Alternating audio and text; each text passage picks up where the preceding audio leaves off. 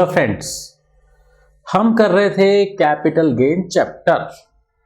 Capital gain chapter में आज हम करने जा रहे हैं सेक्शन 54H, जो कि आपके पेज नंबर 107 पर दे रखी है।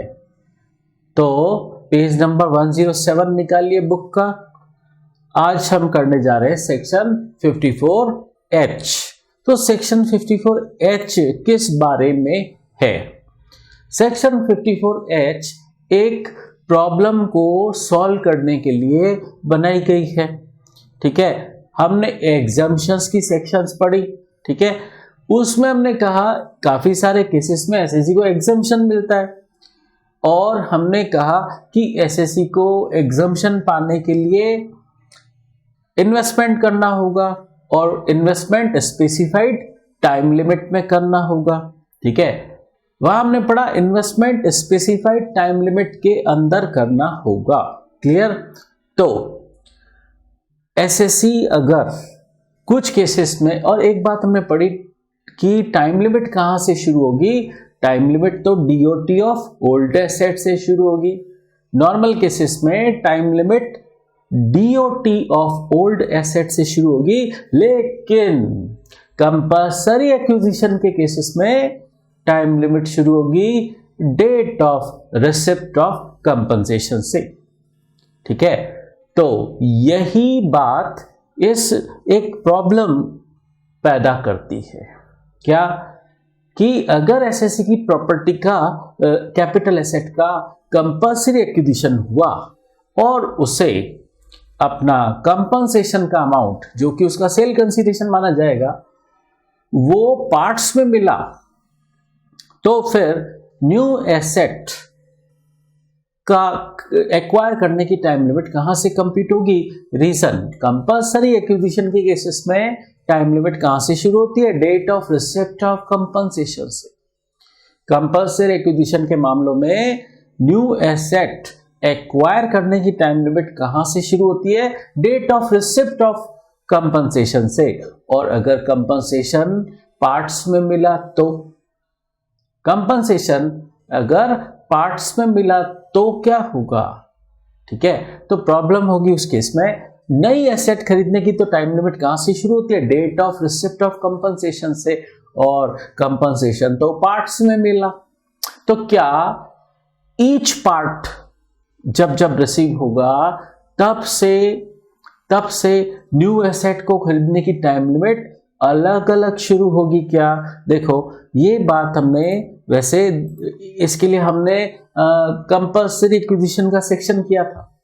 कौन सा किया था? सेक्शन 45 सबसेक्शन 5 किया था।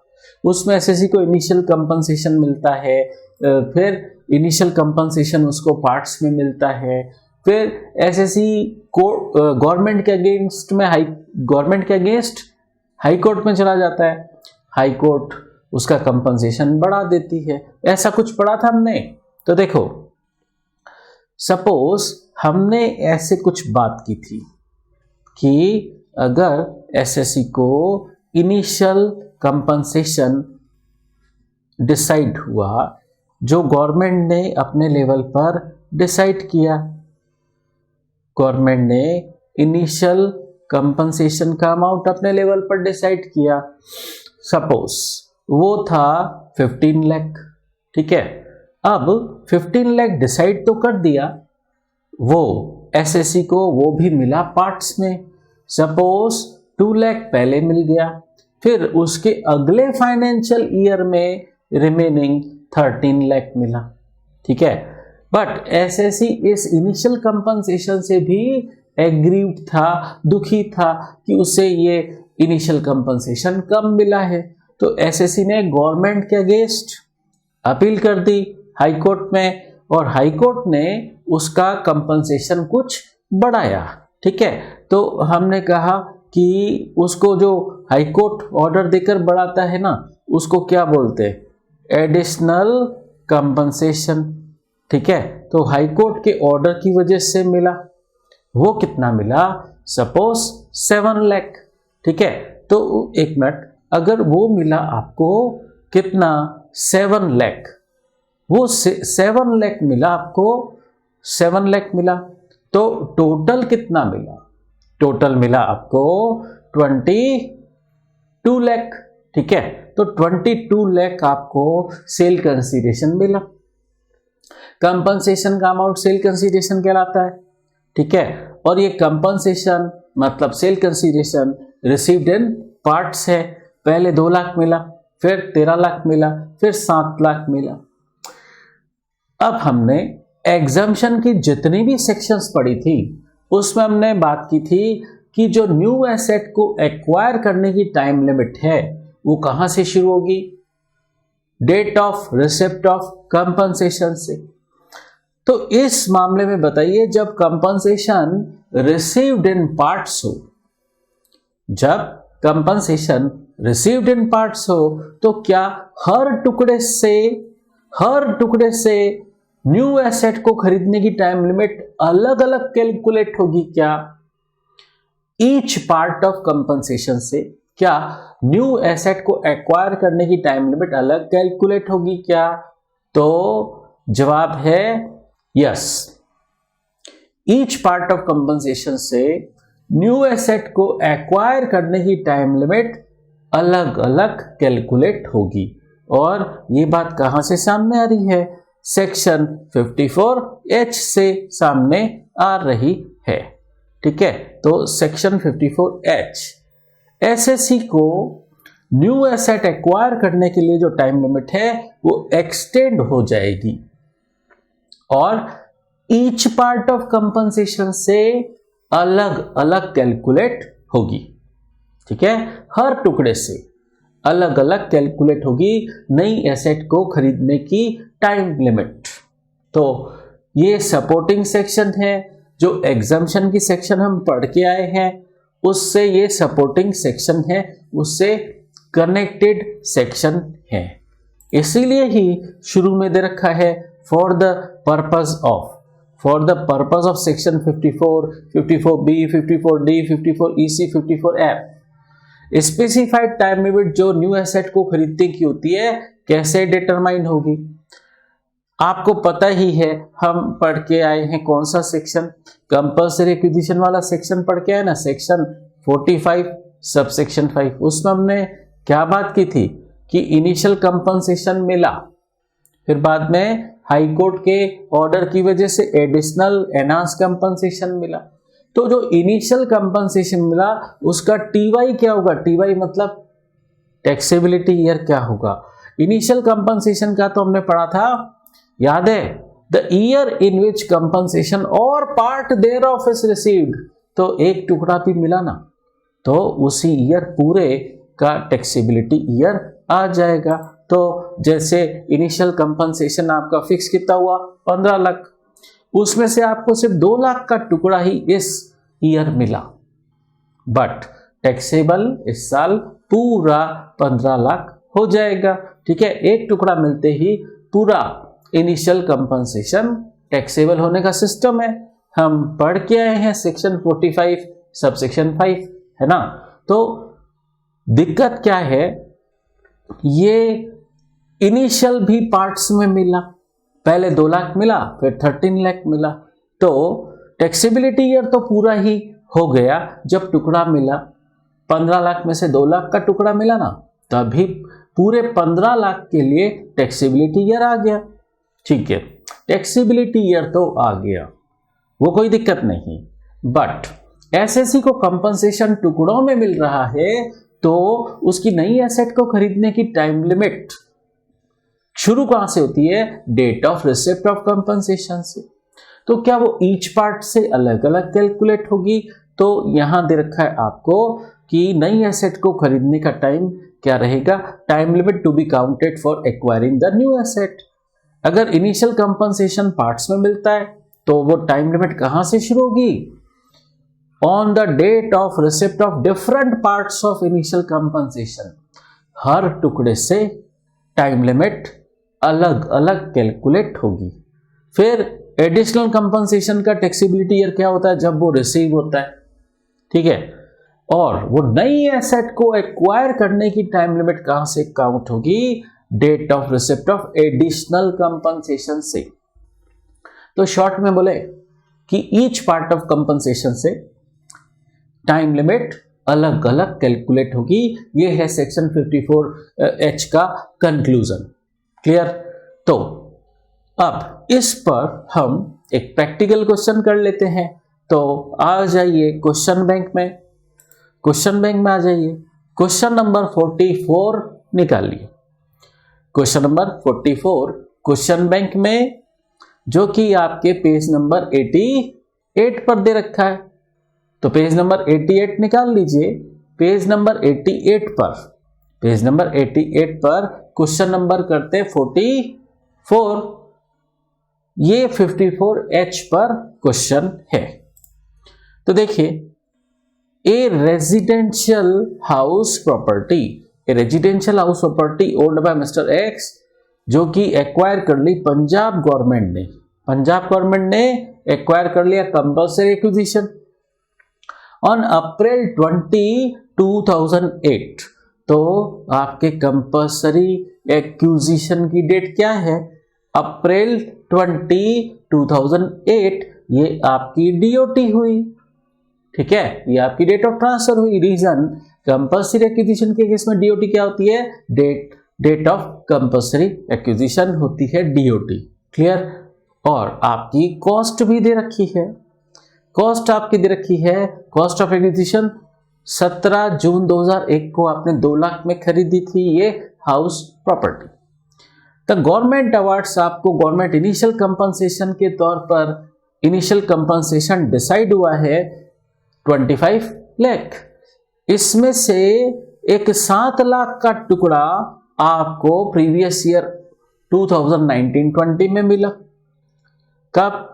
10 मार्च 2020 को। फिर बाकी का 18 लाख नेक्स्ट ईयर में जुलाई 2020 में मिला। ठीक है, बट हम क्या बोलेंगे, ये इनिशियल कंपनसेशन पूरा 25 लाख टैक्सेबल हो ही जाएगा जब एक भी टुकड़ा मिला। तो ध्यान रखना, इस 25 लाख इनिशियल कंपनसेशन का टैक्सेबिलिटी ईयर क्या होगा? जब वो 7 लाख का एक टुकड़ा भी मिल गया तो टैक्सेबिलिटी ईयर हो जाएगा। तो 7 लाख का टुकड़ा कब मिला? 10 मार्च 2020 को। तो 19-20 ये पूरा 25 लाख प्रीवियस ईयर 2019-20 में टैक्सेबल हो जाएगा। ठीक है, फिर 18 लाख बाद में मिला तो दोबारा टैक्सेबल होगा क्या? नहीं। फिर ये तो इनिशियल कंपनसेशन के वक्त की बात थी। ठीक है, क्वेश्चन का एक पार्ट खत्म। फिर आगे की स्टोरी भी समझ लेते हैं। हुआ क्या? ऑन हिज अपील, उसने अपील कर दी। Punjab and Haryana high court ने कंपनसेशन को इंक्रीज कर दिया, 25 लाख से 33 लाख कर दिया। मतलब एडिशनल कंपनसेशन कितना? 8 लाख।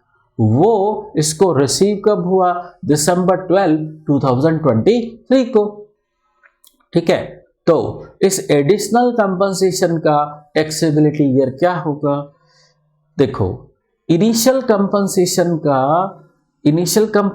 का टैक्सेबिलिटी ईयर क्या होगा?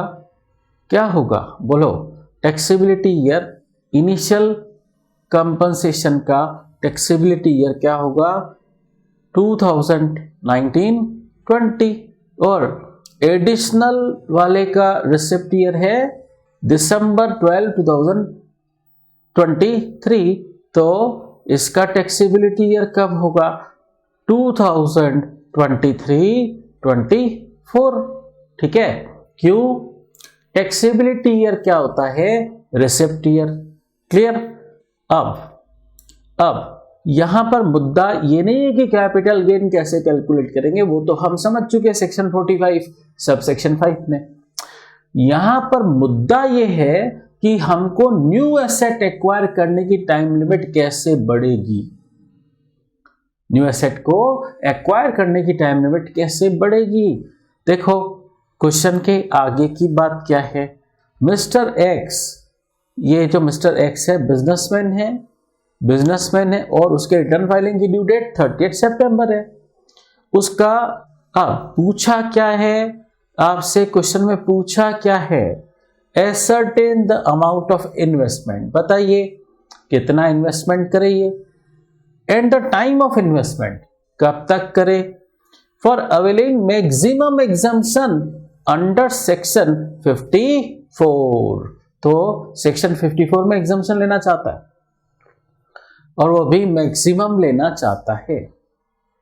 तो इसको मैक्सिमम एग्जम्पशन कैसे मिल सके, इसके लिए इसको इन्वेस्टमेंट कितना करना होगा और किस टाइम तक करना होगा, ये सब बातें आपको बतानी है। ठीक है, तो सबसे पहले हम करते हैं, जब इनिशियल कंपनसेशन मिलेगा तब क्या होगा, तो नोट कर लो इसकी डीओए डीओटी सब नोट कर लो। तो डीओए तो क्या है आपकी, डीओए क्या है 17 जून 2001, डीओटी क्या है, कंपल्सरी एक्विजिशन वाली डेट डीओटी है 20/4/2008, बट टैक्सेबिलिटी ईयर जब कंपनसेशन इनिशियल कंपनसेशन का एक भी टुकड़ा मिला, कब मिला था 10 मार्च 2020 को, तो ये ईयर क्या हुआ 2019-20, तो ये टैक्सेबिलिटी ईयर हो गया। Assessment year 2020-21। अब मिला भले ही 7 लाख पर पूरा 25 लाख उसी ईयर में टैक्सेबल हो जाएगा जिस साल एक टुकड़ा भी मिला। ठीक है, इसमें कोई दिक्कत नहीं है। अरे ये हम पढ़ चुके ना पहले सेक्शन 45 सब सेक्शन 5 में, एक टुकड़ा मिलते ही पूरा इनिशियल कंपनसेशन टैक्सेबल।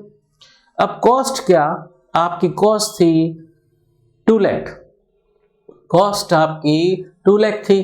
ठीक है, और ऊपर डीओटी का इंडेक्स लिखना है, बात समझना, ऊपर डीओटी का इंडेक्स लिखना है और नीचे डीओए का इंडेक्स लिखना है ना।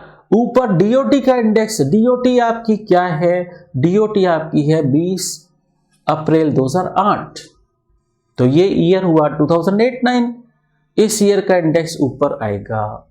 ठीक है, हर केस में आपको ऊपर 289 नहीं लिखना है, मैंने कहा भी नहीं कि लेटेस्ट ईयर का लिखना है, मैंने तो कहा ऊपर डीओटी का लिखना है। तो ऊपर डीओटी का इंडेक्स आपका 289 नहीं आएगा, ऊपर आएगा आपका 137।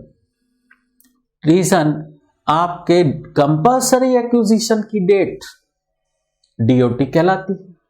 क्लियर, तो इस तरीके से इंडेक्सेशन हो जाएगा। तो इंडेक्सेशन कर दिया तो 2,74,000 आई इंडेक्स कॉस्ट और कैपिटल गेन आ गया 22,26,000। ये लॉन्ग टर्म कैपिटल गेन है क्या, यस। ये आपकी रेजिडेंशियल हाउस प्रॉपर्टी है ना, तो होल्डिंग पीरियड इसका 24 मंथ से एक्सीड कर रहा है। ठीक है, तो ये लॉन्ग टर्म हुई क्या, यस, ये आपकी लॉन्ग टर्म हुई, तो लॉन्ग टर्म कैपिटल गेन, और इसीलिए इंडेक्सेशन भी किया था। अब एक बात समझना, आपका लॉन्ग टर्म कैपिटल गेन कितना आ रहा है 22,26,000, और आपको एग्जम्पशन लेना किसमें है, सेक्शन 54 में। क्लियर, सेक्शन 54 में आपको एग्जम्पशन लेना है। सेक्शन 54 में मिलता कितना एग्जम्पशन, न्यू इन्वेस्टमेंट और capital gain which ever is less. तो आपका कैपिटल गेन कितना आ रहा है 22,26,000। अगर इतना ही हम न्यू इन्वेस्टमेंट कर दें, जितना कैपिटल गेन है, ढंग से समझना, ढंग से समझना, जितना कैपिटल गेन है उतना ही इन्वेस्टमेंट कर दें तो सारा ही एग्जम्प्ट हो जाएगा क्या। दोबारा सुनो, जितना एलटीसीजी आया है उतना ही न्यू इन्वेस्टमेंट कर दे तो सारा का सारा गेन एग्जम्प्ट हो जाएगा क्या, यस। तो आपका कैपिटल गेन है 22,26,000, आप इन्वेस्टमेंट कितना करो, आप इन्वेस्टमेंट कितना करो कि आपको पूरा ही एग्जम्प्ट हो जाए, इसके बराबर, मतलब इन्वेस्टमेंट भी आपको 26,000 पूरा का पूरा करना पड़ेगा, तब जाके आपका पूरा का पूरा गेन एग्जाम्प्ट होगा। पूरा क्यों एग्जाम्प्ट कराना है? रीजन क्वेश्चन में बोला है मैक्सिमम एग्जाम्पशन लेना है। मैक्सिमम एग्जाम्पशन मतलब जितना कैपिटल गेन हुआ उतना एग्जाम्पशन लेना है, तो फिर उतना ही इन्वेस्टमेंट करना पड़ेगा, ठीक है ना। तो इन्वेस्टमेंट कितना करना पड़ेगा? 22,26,000। जितना कैपिटल गेन है उतना इन्वेस्टमेंट करना पड़ेगा। क्लियर? आगे बात करें, चलो अब ये सेक्शन 54 में एग्जाम्पशन लेना चाहता है। इसका गेन 2 करोड़ से कम है ना, 2 करोड़ से कम है ना। ये 54 का एग्जाम्पशन लेना चाहता है और इसका गेन 2 करोड़ से कम है, और ये मानते हुए कि ये फर्स्ट टाइम एग्जाम्पशन ले रहा है अपने पूरे लाइफ टाइम में, तो ये 2 रेजिडेंशियल प्रॉपर्टीज खरीद सकता है क्या? हाँ, अमेंडमेंट हुआ है। पहले एक बेचकर एक खरीदना ही अलाउ था, अब एक बेचकर 2 खरीद सकते हैं, ठीक है। लेकिन कंडीशन है कि ओल्ड एसेट का गेन, कैपिटल गेन 2 करोड़ से ज्यादा नहीं होना चाहिए, और ये SSC first time 2 residential properties में इन्वेस्टमेंट कर रहा है, ठीक है। तो देखिए अब इसको ये एग्जाम्पशन मिलेगा, 54F का फुल लेना है एग्जाम्पशन इसको, और 2 अप टू 2 रेजिडेंशियल हाउसेस तक वो खरीद सकता है, ठीक है, क्योंकि कंडीशन सेटिस्फाई कर रहा है। उसका capital gain on transfer of old house 2 crore से ज्यादा नहीं है, और वो ये मान रहे हैं हम कि ऑप्शन फर्स्ट टाइम ले रहा है, तो उससे 22,26,000 या इससे ज्यादा इन्वेस्टमेंट करना होगा, ठीक है। कब तक करना होगा? कब तक करना होगा? देखो इसको ये पैसा कब मिला, इसको ये पैसा कब मिला, इसको ये इन्वेस्टमेंट कब तक करना होगा? Within 1 year before the date of receipt of initial compensation, और इसके आईटीआर फाइलिंग की ड्यू डेट क्या है? 30 सितंबर 2020, 30 सितंबर है इसके आईटीआर फाइलिंग की ड्यू डेट, है ना। तो इसको इन्वेस्टमेंट इस डेट तक करना होगा। क्लियर? तो इस डेट तक इसको ये इन्वेस्टमेंट करना होगा। अब आगे, अगर इस डेट तक ये नहीं कर पाया एक्चुअल इन्वेस्टमेंट, तो मतलब कहने का मतलब आईटीआर फाइलिंग की ड्यू डेट तक अगर वो एक्चुअल इन्वेस्टमेंट नहीं कर पाया तो क्या? तो उसे पैसा सीजीडीएस में डालना पड़ेगा, नेशनलाइज्ड बैंक में, ठीक है। तो नेशनलाइज्ड बैंक में उसे सीजीडीएस में पैसा डालना होगा, ठीक है।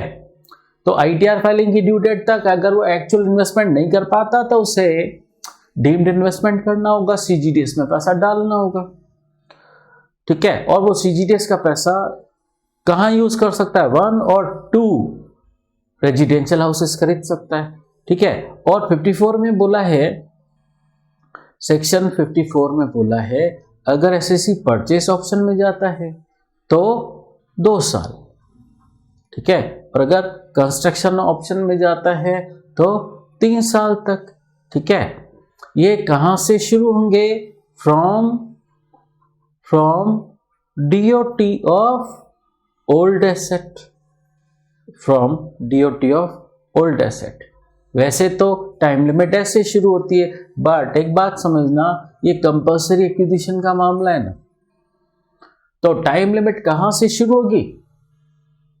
डीओटी ऑफ ओल्ड एसेट से नहीं, date of receipt of compensation से टाइम लिमिट शुरू होगी। कहां से शुरू होगी? Date of receipt of compensation से शुरू होगी, ठीक है। तो देखो इसको इनिशियल कंपनसेशन मिला, उस वक्त क्या ट्रीटमेंट होगा? इनिशियल कंपनसेशन के वक्त क्या ट्रीटमेंट होगा? उसको पहले 7 लाख मिला, कब? 10 मार्च 2020 को, फिर 18 लाख मिला 19 जुलाई 2020 को, ठीक है। तो टैक्सेबल तो इसको पूरा का पूरा 25 पहले ही हो गया, जब 7 लाख का टुकड़ा मिला तभी पूरा का पूरा 25 इसको टैक्सेबल हो गया। हम डिस्कस कर रहे हैं इसके न्यू एसेट खरीदने का टाइम कितना रहेगा। ठीक है, तो न्यू एसेट खरीदने का टाइम कितना रहेगा, अगर ये मिनिमम एग्जम्पशन कितना करे ताकि इसको फुल एग्जम्पशन मिले। देखो इसका कैपिटल गेन कितना था, इसका कैपिटल गेन था 22,26,000। कितना था 22,26,000, ये इसका कैपिटल गेन था। अगर इसके ये बराबर या से ज्यादा कर दे इन्वेस्टमेंट, इतना का इतना जितना कैपिटल गेन है उतना ही ये इन्वेस्टमेंट कर दे, तो ये इसका पूरा का पूरा एग्जाम्प्ट हो जाएगा, क्योंकि सेक्शन 54 में कितना एग्जाम्पशन मिलता है, न्यू इन्वेस्टमेंट और capital gain whichever is less. ठीक है ना, तो जितना इसके कैपिटल गेन हुआ उतना ही इसको इन्वेस्टमेंट करना पड़ेगा कम से कम, ताकि इसे मैक्सिमम एग्जम्पशन मिल सके सेक्शन 54 में। तो एक बात समझना, अब ढंग से समझना, 18 लाख जब मिलेगा तब 18 लाख इन्वेस्ट कर देगा, 18 लाख जब मिलेगा तब 18 लाख इन्वेस्ट कर देगा। अभी जब 7 लाख मिला ना, तो वो ढंग से समझो, समझना ढंग से, इसका और इसका डिफरेंस जो बैलेंसिंग फिगर है ना, उतना ही इन्वेस्टमेंट करे।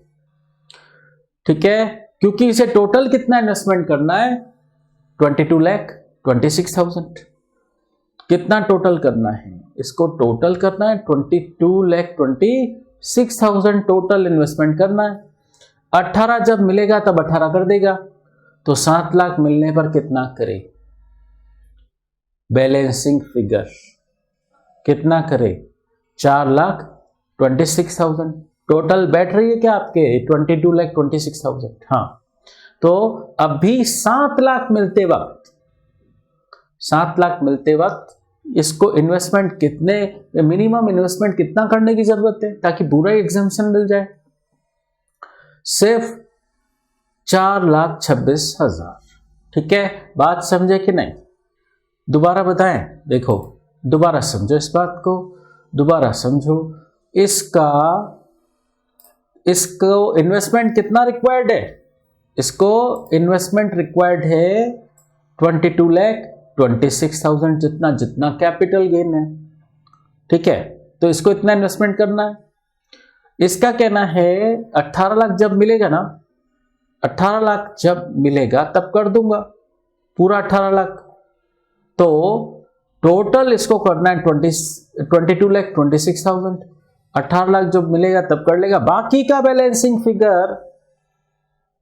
बैलेंसिंग फिगर कितना, 4,26,000 जब 7 लाख मिलेगा तब, जब 7 लाख मिलेगा तब ये 4,26,000 तब इन्वेस्टमेंट कर देगा। क्लियर, तो टोटल इसका इन्वेस्टमेंट कितना हो जाएगा, 22,26,000, इतना ही करना था ना मिनिमम। ठीक है, अब सवाल पैदा होता है, ये सीजीडीएस में पैसा डाल दे, फिर सीजीडीएस से विड्रॉ करके ये 1 और 2 रेजिडेंशियल हाउसेस खरीद सकता है, 2 खरीद सकता है ना ज्यादा से ज्यादा। अगर ये परचेज ऑप्शन में जाता है या कंस्ट्रक्शन ऑप्शन में जाता है, तो वो 7 लाख कब मिला, 10 मार्च 2020 को, तो उससे लेकर 2 इयर्स, उससे लेकर 2 इयर्स कब आते हैं, मार्च 9 2022, 2 साल। और अगर 3 साल कंस्ट्रक्शन ऑप्शन में जाता है तो इस डेट से 3 साल। ठीक है, बात समझ आ रही है। और फिर जब 18 लाख मिलेगा तब फिर नए सिरे से टाइम लिमिट फिर कंप्यूट होगी, तो वो 18 लाख उसे कब तक न्यू एसेट में इन्वेस्टमेंट करना होगा, वो रिसीव कब हुआ, जुलाई 19 2020 को, तो तब से टाइम लिमिट परचेस के लिए 2 साल, कंस्ट्रक्शन के लिए 3 साल। ठीक है, तो टाइम क्या आएगा, 18 जुलाई 2022 परचेस के लिए, और कंस्ट्रक्शन के लिए 18 जुलाई 2023, 3 साल। ठीक है, तो हमने क्या किया, 7 लाख के लिए टुकड़े के लिए न्यू एसेट को खरीदने का टाइम अलग से कैलकुलेट किया, और 18 लाख के टुकड़े के लिए न्यू एसेट खरीदने का टाइम अलग से कैलकुलेट किया। बात समझ आ रही है? ईच पार्ट ऑफ कंपनसेशन से टाइम लिमिट अलग अलग कैलकुलेट होगी। यही तो था सेक्शन 54H। सेक्शन 54H में यही बात छुपी हुई है। सेक्शन 54H कोई सीजीडीएस में डालने के लिए टाइम लिमिट एक्सटेंड नहीं कर रहा है, सिर्फ और सिर्फ न्यू एसेट एक्वायर करने की टाइम लिमिट बढ़ा रहा है। ठीक है, सीजीडीएस में तो आपको आईटीआर फाइलिंग की ड्यू डेट तक डालना पड़ेगा पैसा। बात समझे कि नहीं? फिर ये तो इनिशियल कंपनसेशन के वक्त की दास्तान हुई। फिर बाद में जब इसको एडिशनल मिलेगा तो क्या? एडिशनल का रिसिप्ट कब हुआ? 12/12/2023 को। तो उसका टैक्सेबिलिटी ईयर क्या? 23-24। उसका टैक्सेबिलिटी ईयर 23-24 और assessment year 24-25। 8 lakh taxable, cost कुछ नहीं क्योंकि कॉस्ट तो ऑलरेडी अलाउ हो चुकी है। और गेन का नेचर क्या रहेगा? गेन का नेचर तो एसेट के नेचर पर डिपेंड करता है। एसेट लॉन्ग टर्म थी क्या? यस, तो गेन का नेचर भी लॉन्ग टर्म। बताओ, गेन का नेचर तो एसेट के नेचर पर डिपेंड करता है। एसेट लॉन्ग टर्म थी तो ये एडिशनल कंपनसेशन भी क्या लॉन्ग टर्म के रूप में टैक्सेबल होगा? यस। अब ये इसे 8 लाख भी इन्वेस्ट करना होगा। क्यों? मैक्सिमम एग्जम्पशन अगर पाना है तो ये कैपिटल गेन कितना हुआ? 8 लाख। तो कैपिटल गेन जितना हुआ 8 लाख, उतना का उतना इसको न्यू इन्वेस्टमेंट करना होगा। जितना कैपिटल गेन हुआ उतना का उतना इसको न्यू इन्वेस्टमेंट करना होगा, तभी एग्जम्पशन मिलेगा मैक्सिमम। समझे? तो इसके पास 2 ऑप्शन है। सेक्शन 54 में अमेंडमेंट हुआ तो अब तो 2 मकान खरीद सकते हैं। ठीक है, अगर उसने, अब सवाल पैदा होता है, उसने पहले जो पैसा मिला था वो उसने लगा दिया 7 लाख और 18 लाख, एक ही मकान में लगाया, एक ही मकान में। ठीक है, 7 लाख 18 लाख एक ही मकान में लगाया था उसने। तो वो सेम हाउस, एक ही मकान है, सेम हाउस में अगर वो एक ही मकान या सेम हाउस में इन्वेस्टमेंट कर रहा है तो मिस्टर एक्स फर्दर कंस्ट्रक्शन पर खर्चा करे, सेम हाउस पर करे। तो सेम हाउस पर वो फर्दर कंस्ट्रक्शन करा ले। कितना? पूरा 8 लाख। ठीक है, तो इन्वेस्टमेंट रिक्वायर्ड 8 लाख। कब ये मिला? कब उसे ये 8 लाख मिला? कब? उसके बाद से ये 8 लाख उसे मिला 12/12/2023।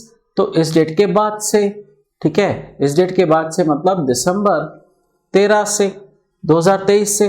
कब तक? आईटीआर फाइलिंग की ड्यू डेट तक। आईटीआर फाइलिंग की ड्यू डेट, इसके टैक्सेबिलिटी ईयर की आईटीआर फाइलिंग की ड्यू डेट क्या होगी? सितंबर 30, 2024। तो आईटीआर फाइलिंग की ड्यू डेट तक ये या तो एक्चुअल इन्वेस्टमेंट कर दे, फर्दर कंस्ट्रक्शन करवा दे। लेकिन अगर ये इस डेट तक फर्दर कंस्ट्रक्शन नहीं करवा पाता तो अगर वो आईटीआर फाइलिंग की ड्यू डेट जो इस ईयर की है, जो किस ईयर की है, जो एडिशनल कंपनसेशन के टैक्सेबिलिटी ईयर के आईटीआर फाइलिंग की ड्यू डेट है। ठीक है, वो क्या है? सितंबर 30, 2024। अगर वो इस डेट तक कंस्ट्रक्शन नहीं करा पाता, आईटीआर फाइलिंग की ड्यू डेट तक वो एक्चुअल इन्वेस्टमेंट नहीं कर पाता, तो पैसा डाले सीजीडीएस में और सीजीडीएस से विड्रॉ करा के वो फर्दर कंस्ट्रक्शन सेम हाउस पर करवा सकता है। कब तक? कंस्ट्रक्शन ऑप्शन में जा रहा है ना ये, तो कंस्ट्रक्शन ऑप्शन में जा रहा है तो डेट ऑफ रिसिप्ट से 3 साल, कंस्ट्रक्शन ऑप्शन के लिए 3 साल मिलते हैं। और टाइम कहां से शुरू होगा? डेट ऑफ रिसिप्ट से। तो डेट ऑफ रिसिप्ट क्या है? 12/12/2023। तो 12/12/2023 से दिसंबर 11, 2026, 3 साल के अंदर कंस्ट्रक्शन कराए, क्योंकि कंस्ट्रक्शन ऑप्शन में 3 साल अलाउ होते हैं। तो डेट ऑफ रिसिप्ट से 3 साल के अंदर ये 8 लाख इन्वेस्ट कर दे सेम हाउस पर फर्दर कंस्ट्रक्शन के लिए। ठीक है, ये तो कब, जब अगर वो इन्वेस्टमेंट कर रहा है सिर्फ एक ही मकान में यानी सेम हाउस में तो। लेकिन अब तो सेक्शन 54 कहता है कि आप दूसरा मकान भी ले सकते हो। 2 रेजिडेंशियल हाउस प्रॉपर्टीज में इन्वेस्टमेंट अब अलाउड है। तो अगर ये सेकंड हाउस में इन्वेस्टमेंट करे तो, अगर ये सेम हाउस में इन्वेस्टमेंट ना करे, सेकंड हाउस में भी इन्वेस्टमेंट कर सकता है, लेकिन वो कंडीशनल है कि ओल्ड हाउस का इसका गेन 2 करोड़ से ज्यादा नहीं होना चाहिए, और ये अपने लाइफ टाइम में एग्जम्पशन सिर्फ ये ऑप्शन 2 में इन्वेस्ट करने का पहली बार एक्सरसाइज कर रहा है। ठीक है, तो वो 8 लाख किस में लगाए, सेकंड हाउस में लगाए। ठीक है, और उसमें भी फिर 2 बातें, अगर वो परचेस ऑप्शन में जाता है या कंस्ट्रक्शन ऑप्शन में जाता है। अगर परचेस ऑप्शन में जाता है, अगर परचेस ऑप्शन में जाता है तो फिर इसको डेट ऑफ रिसिप्ट से 2 साल मिलेंगे। ठीक है ना, और इसकी डेट ऑफ रिसिप्ट क्या है, 12/12/2023, 12/12/2023 डेट ऑफ रिसिप्ट ये है। इससे इसको 2 साल मिलेंगे, तो मतलब दिसंबर 11, 2025। ठीक है, दिसंबर 11, 2025 परचेस ऑप्शन के लिए 2 साल और कंस्ट्रक्शन ऑप्शन के लिए 3 साल। ठीक है, तो परचेस ऑप्शन में गया अगर तो 2 साल मिलेंगे, अगर परचेस ऑप्शन में गया तो 2 साल, और अगर कंस्ट्रक्शन ऑप्शन में गया तो 3 साल मिलते हैं। ठीक है, अगर कंस्ट्रक्शन ऑप्शन में गया तो 3 साल, परचेस ऑप्शन में 2 साल, कंस्ट्रक्शन ऑप्शन में 3 साल। तो फिर टाइम क्या होगा, ये टाइम शुरू कहां से हो रहा है, ये टाइम शुरू हो रहा है डेट ऑफ रिसिप्ट से, और आपकी इन्हीं एडिशनल कंपनसेशन की डेट ऑफ रिसिप्ट क्या है, 12/12/2023। ठीक है ना, तो 12/12/2023, 12/12/2023 ये आपकी date of receipt of additional compensation है। ठीक है, तो 12/12/2023, 12/12/2023 ये आपका एडिशनल कंपनसेशन का रिसिप्ट हुई इस डेट को। 2 साल के अंदर अगर परचेस ऑप्शन में जाना चाहता है 2 साल, कंस्ट्रक्शन ऑप्शन में जाना चाहता है तो 3 साल के अंदर इसको 8 लाख का इन्वेस्टमेंट सेकंड हाउस में कर देना होगा। ठीक है, तो इसको मैक्सिमम एग्जम्पशन मिल जाएगा। क्लियर? तो हमने टैक्स स्टेटमेंट पढ़ा। बेसिकली इस सेक्शन में हमने क्या समझा, हमने ये समझा कि न्यू एसेट में इन्वेस्टमेंट करने का टाइम बढ़ जाएगा और वो ईच पार्ट ऑफ कंपनसेशन से अलग अलग कैलकुलेट होगा। ये था सेक्शन 54H का इफेक्ट। क्लियर? चलो, ये इस सेक्शन हमने की, इसके साथ ही हमारे प्रैक्टिकल क्वेश्चंस तो सारे खत्म हो गए। अब हम बात करते हैं इस चैप्टर के अदर प्रोविजंस की। तो आ जाइए पेज नंबर 107 पर, आ जाइए बुक में सेक्शन 55A करते हैं। ये पेज नंबर 107 पर दे रखा है। Section 55A, reference to valuation officer. हमने ऐसी बात पहले भी पढ़ी थी क्या? Section income tax officer case valuation officer को रेफर कर देगा। ठीक है, तो सेक्शन क्या कहता है? The assessing officer may refer the valuation of capital asset to valuation officer. Assessing officer कौन? इनकम टैक्स डिपार्टमेंट का एम्प्लॉय। वैल्यूएशन ऑफिसर कौन? वो भी इनकम टैक्स डिपार्टमेंट का एम्प्लॉय होता है। ठीक है, वो भी वैल्यूएशन ऑफिसर भी कौन होता है? इनकम टैक्स डिपार्टमेंट का एम्प्लॉय होता है। असेसिंग ऑफिसर और वैल्यूएशन ऑफिसर दोनों इनकम टैक्स डिपार्टमेंट के एम्प्लॉय होते हैं। एसेसिंग ऑफिसर की तो इनकम टैक्स मैटर्स पर एक्सपर्टाइज होती है और वैल्यूएशन ऑफिसर की वैल्यूएशन के काम में एक्सपर्टाइज होती है। होते तो दोनों इनकम टैक्स डिपार्टमेंट के एम्प्लॉय है। ठीक है, इसका मतलब डिपार्टमेंट की बात है कि केस एओ रेफर कर देगा वैल्यूएशन ऑफिसर को। ठीक है, किस सिचुएशन में आपको दो सर्कमस्टांसेस बताई जा रही हैं। वेयर द वैल्यू, क्या कह रहे हैं, first situation where the value claimed by assessee, assessee जो वैल्यू बता रहा है, चाहे वो सेल कंसीडरेशन के फॉर्म में है, चाहे वो सीओए के फॉर्म में है, एसएससी जो भी वैल्यू बता रहा है is in accordance with estimate made by registered valuer. अब एक नया पर्सन पिक्चर में आया, रजिस्टर्ड वैल्यूअर, और एक है वैल्यूएशन ऑफिसर। क्या आप बता सकते हैं कि रजिस्टर्ड वैल्यूअर और वैल्यूएशन ऑफिसर में क्या डिफरेंस है? रजिस्टर्ड वैल्यूअर इंडिपेंडेंट प्रोफेशनल होता है। रजिस्टर्ड वैल्यूअर इंडिपेंडेंट प्रोफेशनल होता है, जबकि valuation officer income tax department का एम्प्लॉय होता है। ठीक है, तो एसएससी किसका एस्टिमेट लगा रहा है? रजिस्टर्ड वैल्यूअर का। देखो कई बार क्या होता है, जैसे एसएससी सपोज 5 लाख से ऊपर की ज्वेलरी बेचता है ना, तो उसको इस ज्वेलरी का कैपिटल गेन टैक्सेबल होगा, तो वो इस ज्वेलरी का वैल्यूएशन करवाता है रजिस्टर्ड वैल्यूअर से। ठीक है, और रजिस्टर्ड वैल्यूअर की रिपोर्ट इनकम टैक्स के रिटर्न के साथ अटैच करता है। ठीक है, तो कह रहे हैं अगर एसएससी ने रजिस्टर्ड वैल्यूअर की रिपोर्ट इनकम टैक्स के रिटर्न के साथ अटैच की है, तो उस केस में एसेसिंग ऑफिसर की ओपिनियन बन रही है कि value claimed by assessee, assessee जो वैल्यू बता रहा है, एसएससी जो वैल्यू बता रहा है वो तो बाजार भाव से काफी हटके है, फेयर मार्केट वैल्यू से काफी वेरियस पर है। ठीक है, तो एसएससी जो वैल्यू बता रहा है वो फेयर मार्केट वैल्यू से अलग है। ठीक है, उस केस में अगर एसेसिंग ऑफिसर को ऐसा लगता है, कैसा, कि एसएससी जो वैल्यू बता रहा है वो बाजार भाव से अलग है, तो वो केस वैल्यूएशन ऑफिसर को रेफर कर सकता है। ठीक है, ये पॉइंट तो कब लगेगा? जब एसएससी ने आईटीआर के पीछे रजिस्टर्ड वैल्यूअर की रिपोर्ट लगाई है।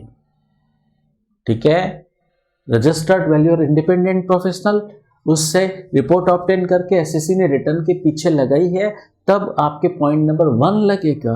और पॉइंट नंबर 2 कैसे लगेगा, कब लगेगा? In any other case. Any other case मतलब जब इनकम टैक्स के रिटर्न के पीछे एसएससी ने रजिस्टर्ड वैल्यूअर की रिपोर्ट नहीं लगाई है, तो वो अदर केस में चला जाएगा। तो उस केस में एसेसिंग ऑफिसर कब वैल्यूएशन ऑफिसर को केस रेफर कर पाएगा? अगर एसेसिंग ऑफिसर की ओपिनियन हो रही है क्या कि एफएमबी जो है ऑन डीओटी वो वैल्यू क्लेम्ड बाय एसएससी से ज्यादा है, बाजार भाव ज्यादा है। एसएससी जो वैल्यू बता रहा है उस एसेट का बाजार भाव ज्यादा है। कितना ज्यादा है?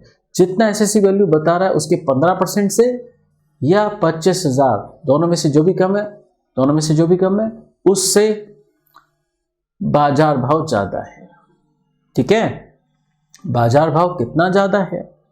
वैल्यू क्लेम बाय एसएससी का 15% और 25,000, दोनों में से जो भी लो हो, बाजार भाव उससे ज्यादा है। ठीक है, ये और सेकंड 2 का ए क्या, having regard to the nature of asset and relevant circumstances, मतलब एसेट का नेचर ही ऐसा है कि एसेसिंग ऑफिसर को लगता है कि केस वैल्यूएशन ऑफिसर को रेफर कर देना ही ठीक रहेगा। एसेट का नेचर ही ऐसा है कि एसेसिंग ऑफिसर को लग रहा है कि मैं ये केस वैल्यूएशन ऑफिसर को रेफर कर दूं, तो वो रेफर कर सकता है। ठीक है, तो देखो हमने अभी एक ऊपर पॉइंट पढ़ा था कि वैल्यू क्लेम्ड बाय एसएससी कभी कभी सेल कंसीडरेशन होती है, कभी कभी कॉस्ट होती है। कैसे? तो हमने देखो 2 केसेस में वो रेफर कर सकता है। एफएमबी कभी कभी सेल कंसीडरेशन होती और कभी कभी एफएमबी कॉस्ट भी होती। तो एफएमबी कभी कभी सेल कंसीडरेशन के फॉर्म में होती है, कभी कभी कॉस्ट के फॉर्म में होती है। अच्छा, कॉस्ट के फॉर्म में कब होती है? देखिए काफी सारे केसेस पढ़े हमने जहां हमने डीम्ड सेल कंसीडरेशन एफएमबी लिया था, ठीक है। जैसे section 45 subsection 4, partnership firm partner को एसेट ट्रांसफर करती है, तो पार्टनरशिप फर्म के लिए डीम्ड सेल कंसीडरेशन क्या था, FMV on the date of distribution. तो कभी कभी sale consideration, deeming sale consideration क्या लिया जाता है, एफएमबी लिया जाता है। लेकिन एफएमबी को कॉस्ट के रूप में कब लिया जाता है, एफएमबी को कॉस्ट के रूप में कब लिया जाता है, वो तो आपको पता ही है।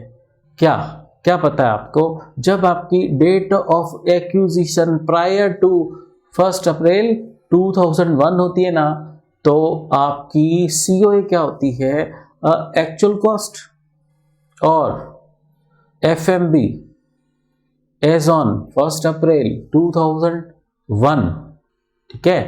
इन दोनों का क्या लेते हो, विचएवर इज हायर लेते हो ना, तो उसकी वजह से कभी कभी एफएमबी भी तो कॉस्ट बन जाती है, ठीक है। तो कभी कभी एफएमबी कॉस्ट के रूप में होती है, कभी कभी सेल कंसीडरेशन के रूप में होती है। तो जहां पर भी ऐसा हो रहा है, एफएमबी कॉस्ट के रूप में या एफएमबी सेल कंसीडरेशन के रूप में, तो assessing officer can refer the valuation of asset, वो वैल्यूएशन ऑफिसर को केस रेफर कर सकता है, ठीक है। एक ऐसा सेक्शन और भी आया था जहां पर हमने पढ़ा था कि assessing officer case valuation officer को रेफर कर सकता है। कौन सा सेक्शन पढ़ा था, याद है क्या, नहीं है याद, बताऊं। एक सेक्शन हमने पढ़ा था 54C, और एक ये सेक्शन अभी पढ़ा 55A, है ना। उसमें हमने पढ़ा assessing officer case valuation officer को रेफर कर देता है। लेकिन सेक्शन 50C कब लगता है, इमूवेबल प्रॉपर्टी के केस में लगता है, लैंड बिल्डिंग के केस में ही लगता है। और तो 55 कब लगेगा, मूवेबल प्रॉपर्टी के लिए, तो सिंपल, इमूवेबल प्रॉपर्टी के लिए चूंकि सेक्शन 50C लगता है, तो सेक्शन 55A मूवेबल प्रॉपर्टी के लिए लगेगा। कब, जब assessing officer case valuation officer को रेफर करना चाहता है। क्लियर। तो सेक्शन 55A कहता है कुछ मामलों में assessing officer case valuation officer को रेफर कर सकता है, ठीक है। ये था 55A। अब इसके अलावा और क्या सेक्शंस बचती हैं, देखो और क्या सेक्शन बचती हैं, और क्या सेक्शंस रहती हैं हमारे पास, क्या सेक्शंस हैं, और ये सब हम पढ़ चुके हैं, यस पढ़ चुके हैं। सिंपल है, देखो डीओए क्या होती है, डीओटी क्या होती है, सब कुछ तो पढ़ चुके हो, सब कुछ पढ़ चुके हो ना। अब सीओए पर आ जाओ, पेज नंबर है आपके 93 पर। इसमें हमने देखा कि कुछ केसेस में जब ट्रांसफर एक्सक्लूड वाली सिचुएशन लगती है तो प्रीवियस कॉस्ट भी कॉस्ट बन जाती है, ठीक है। तो वो डीम्ड सीओए हो गई। उसके अलावा सेक्शन 49 सबसेक्शन 2AA दे रखा है, 49 2AA, एक एम्प्लॉय अपने एम्प्लॉयर से मिली हुई शेयर्स एंड सिक्योरिटीज ट्रांसफर कर रहा है, बेच रहा है, तो उसकी कॉस्ट क्या मानेगा। एक एम्प्लॉय को इसॉप या स्वेट इक्विटी शेयर्स अलॉट हुए, एम्प्लॉयर ने दिए, वो उसके लिए परक्यूजिट माने जाते हैं पहले, सेक्शन 17 सबसेक्शन 2 क्लॉज 6 में, ठीक है। वो इनकी कॉस्ट क्या मानेगा, इसॉप पे मिले हुए शेयर्स एंड सिक्योरिटीज की कॉस्ट क्या मानेगा, एफएमबी ऑन एक्सरसाइज डेट। ये हम पढ़ चुके हैं क्या, यस। कहां पढ़ा था ये पढ़ चुके हैं। देखो कहां पढ़ा था ये हम पढ़ चुके हैं। कहां पढ़ा था, इसॉप, ये आ गया आपका ये 6 प्रोविजो टू सेक्शन 48 पढ़ा था हमने, ध्यान है, ये पेज नंबर आपके 102 पर है। ध्यान है, हमने पढ़ा था कि जब एक एम्प्लॉयर एम्प्लॉय को इस शॉप में सिक्योरिटीज अलॉट करता है, एट दैट टाइम वो एम्प्लॉय को अलॉटमेंट ईयर में टैक्सेबल हो जाता है सैलरी हेड में परक्यूजेट मानते हुए, सेक्शन 17 सबसेक्शन 2 क्लॉज 6। और उस वक्त परक्यूजेट कितना माना जाता है? एम्प्लॉय ने जिस दिन अपना ऑप्शन एक्सरसाइज किया उस दिन एफएमबी थी सपोज 500 और एम्प्लॉयर उससे रिकवरी कर रहा है 30, तो ये टैक्सेबल वैल्यू परक्यूजेट हो गया 470। ठीक है, बाद में एम्प्लॉय इन सिक्योरिटीज को सब्सिक्वेंट ट्रांसफर करे शॉप में मिली सिक्योरिटीज को, तो कैपिटल गेन एम्प्लॉय को टैक्सेबल होगा क्या? यस। हमने पढ़ा था अगर गिफ्ट और इरिवोकेबल ट्रस्ट में भी देगा ना तो टैक्सेबल होगा। और उस वक्त ड्रीम सेल कंसीडरेशन क्या होगा? FMV on the date of gift और क्रिएशन ऑफ ट्रस्ट। लेकिन मुद्दे की बात, कॉस्ट क्या मानी जाएगी? अभी बात की section 49 two double A, FMV on exercise date वो 500, जो आपकी एक्सरसाइज डेट के दिन की एफएमबी है ना, वो आपकी अब क्या मानी जाएगी? फ्यूचर में कॉस्ट। फ्यूचर में कॉस्ट क्यों मानी जाएगी? ठीक है, यहां पे भी दे रखा है कॉस्ट एफएमबी मानी जाएगी। क्यों मानी जाएगी? देखो, एम्प्लॉय ने 30 रुपया तो पे किया ही है, वो तो उसकी कॉस्ट है ही, क्लियर। और 470 रुपए पर वो टैक्स दे चुका है परक्यूजेट मानते हुए, तो ये 470 भी कॉस्ट बन जाएगा। तो ये 470 भी कॉस्ट बन जाएगा, तो कॉस्ट टोटल क्या? 500। और ये 500 क्या है? FMV on exercise date. ठीक है, तो ये एफएमबी है ऑन एक्सरसाइज डेट, ये बन जाएगा कॉस्ट, क्लियर। तो देखिए 30 रुपया तो कॉस्ट है ही है, उसने पे किया है, 470 पर वो परक्यूजेट मानते हुए टैक्स दे चुका है, तो 500 रुपए एफएमबी ऑन एक्सरसाइज डेट बन जाएगा कॉस्ट। ठीक है, तो ये हमने अभी ऊपर देखा, हमने पढ़ा था ना, ये यहां पढ़ा हमने, एफएमबी ऑन एक्सरसाइज डेट बन जाएगा cost, FMV on exercise date बन जाएगा cost, FMV on exercise date, FMV on exercise date. ठीक है, ये इसका सेक्शन क्या? 49 to section 49 sub section 2 double A. ठीक है, अब एक और सेक्शन पढ़ते हैं, सेक्शन 49 सबसेक्शन 4, सेक्शन 49 सबसेक्शन 4। इसकी कनेक्टिविटी वैसे तो किससे है? Income from other sources head से है। इसकी connectivity income from other sources head से है।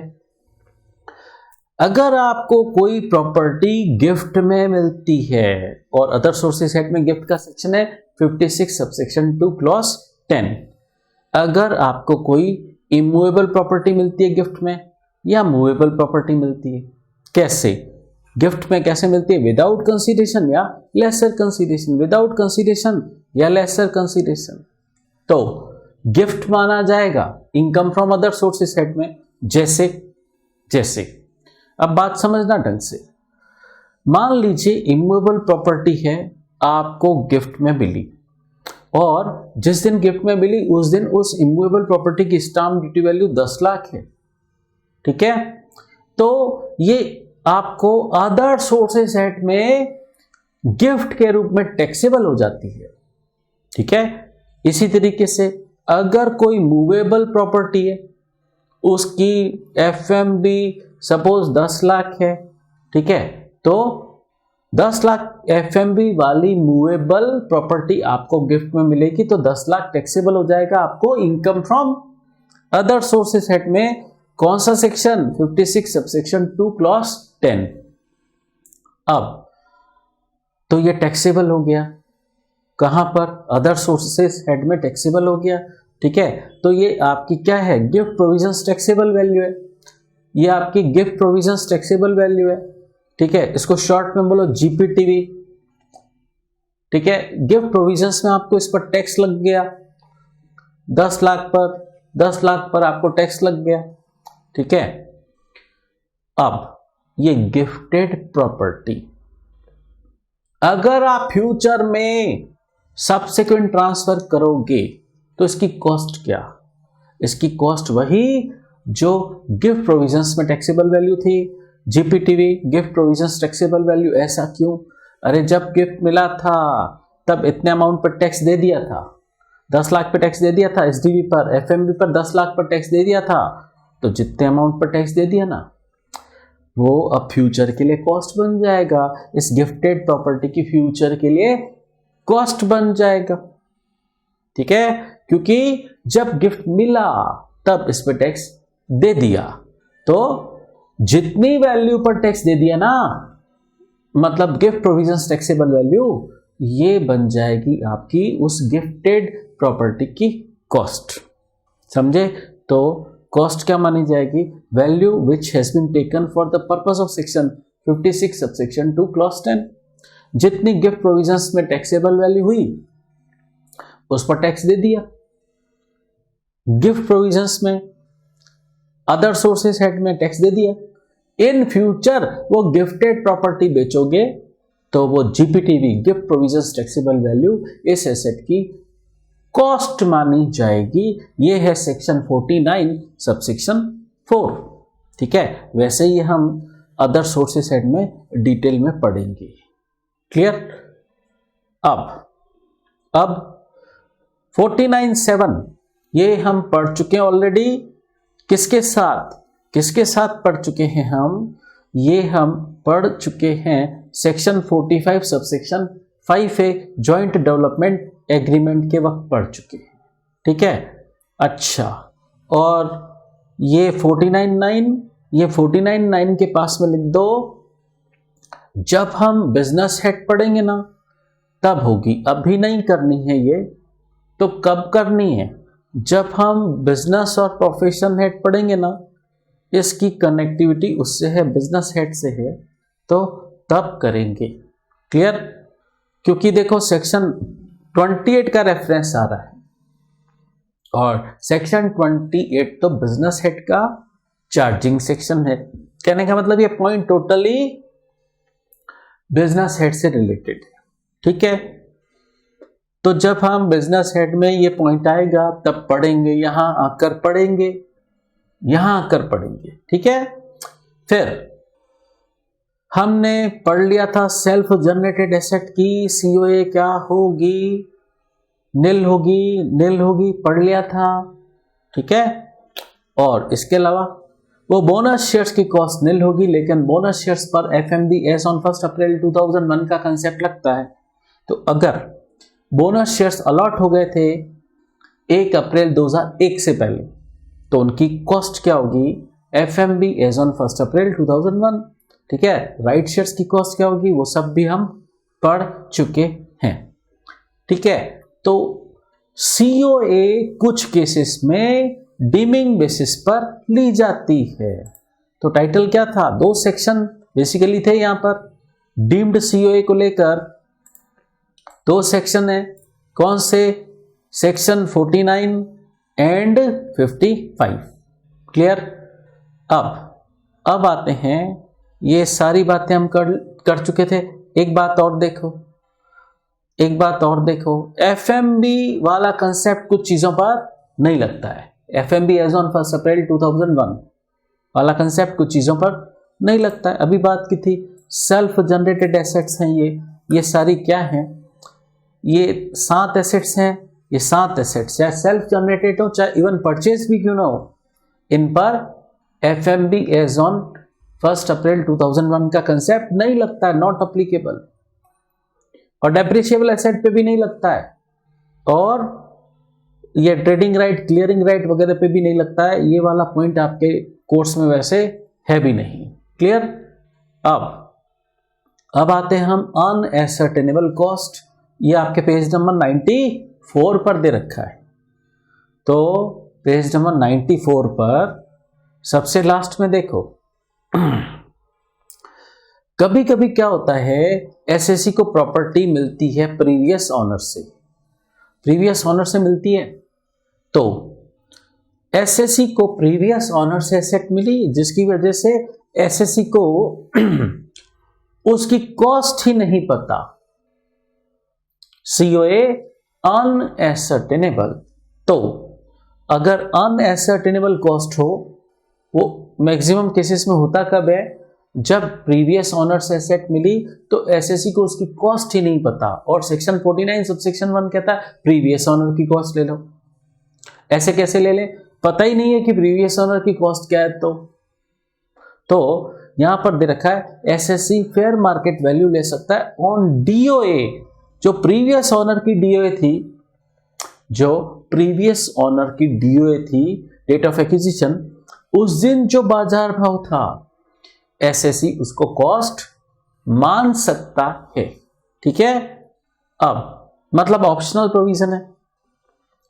एडवांस मनी हमने कर लिया था, एडवांस मनी हमने कर लिया था, cost of improvement, cost of transfer हमने पढ़ लिया था। ठीक है, देखो कॉस्ट ऑफ ट्रांसफर में कुछ छोटी छोटी बातें दे रखी हैं। आप एसेट ट्रांसफर करने से रिलेटेड जो एक्सपेंसेस करते हैं वो सीओटी कहलाते हैं, कॉस्ट ऑफ ट्रांसफर। जैसे मकान बेच रहे हैं तो stamp duty, registration charges, COT. Legal expenses for getting vacant position of property so that it can be sold to the buyer, ताकि नए बायर को आप बेच सकें। किराएदार से प्रॉपर्टी खाली करवा दें, ठीक है, ताकि बायर को बेच सके, तो वो भी सीओटी कहलाएगा। ठीक है, एफवीसी का मतलब क्या, जरूरी नहीं है वो फेयर मार्केट वैल्यू हो, जो भी सेल कंसीडरेशन मिल रहा है वो एफवीसी यानी फुल वैल्यू ऑफ कंसीडरेशन है, उसका फेयर मार्केट वैल्यू नहीं होती, वो फेयर होना भी कोई जरूरी नहीं है, वो रीजनेबल हो सकती है, अनरीजनेबल हो सकती है, फेयर हो सकती है, अनफेयर हो सकती है। लेकिन कुछ कुछ केसेस में तो हम ये सेल कंसीडरेशन भी हम डीमिंग बेसिस पर, डीमिंग वैल्यू पर लेते हैं। कौन कौन से सेक्शन में, section 45(1)(a) insurance claim, 45(2) conversion of capital asset into stock in trade, 45(3) जब पार्टनर अपनी पार्टनरशिप फर्म को एसेट ट्रांसफर करता है, 45(4) जब फर्म पार्टनर को एसेट ट्रांसफर करती है, 46(2) क्या, जब कंपनी अपने लिक्विडेशन पर शेयर होल्डर को एसेट ट्रांसफर करती है, और provision 4 to section 48, 50C, 50D वगैरह। तो कुछ कुछ केसेस में हम सेल कंसीडरेशन डीमिंग बेसिस पर लेते हैं, कुछ कुछ केसेस में हम कॉस्ट सीओए भी डीमिंग बेसिस पर लेते हैं। ठीक है, 50C हमने कर लिया था, आगे के सारे सेक्शंस हमने कर लिए थे और ये सब हो चुका है। ठीक है, 50CA भी हो चुका है, 50D हम कर चुके हैं कि कभी कभी अगर आपको सेल कंसीडरेशन अनएसर्टेनेबल हो तो आप डीओटी के दिन की एफएमबी को सेल कंसीडरेशन मान सकते हैं। ठीक है, उसका सेक्शन था सेक्शन 50D।